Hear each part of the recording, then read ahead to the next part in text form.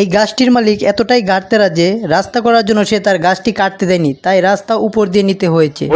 এই জন্য গাছটি কেটে ফেলার নির্দেশ দিয়েছে। তাই একদিন মনে করছেন এখানে ডিজে গান হইতাছে। আরে পাগলা, লোকটি গাছ কাটার জন্য কুড়াল দিয়ে কুবাইতাছে। তোর মুখে আমি মুইতা দেব। কাঠ টুকরাকে ধরার জন্য গাছের ভেতর হাত ঢুকিয়ে দেয়। গাছটি উড়িয়ে দেওয়ার জন্য সেও বড় একটি বোমা নিয়ে আসে। কাঠ টুকরা বোমটি তার পিছন দিয়ে দেয়।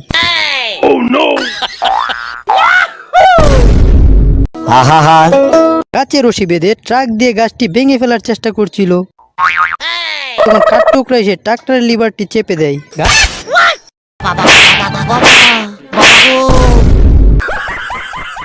এক গুন্ডা মানুষ মেরে সিরিয়াল ধরে কবর দিত, তাকেও একটি সিরিয়াল নাম্বার পরিয়ে দেওয়া হয়।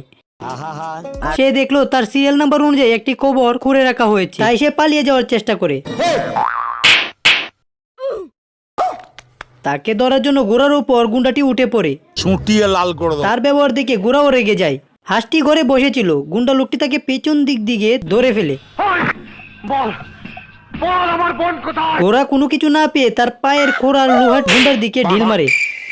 ডাকাত যখন আড়াল থেকে গুলি করার চেষ্টা করে, তখন ঘোড়া গিয়ে মনে হচ্ছে ডাকাত থেকে ঘোড়াই চালাক বেশি।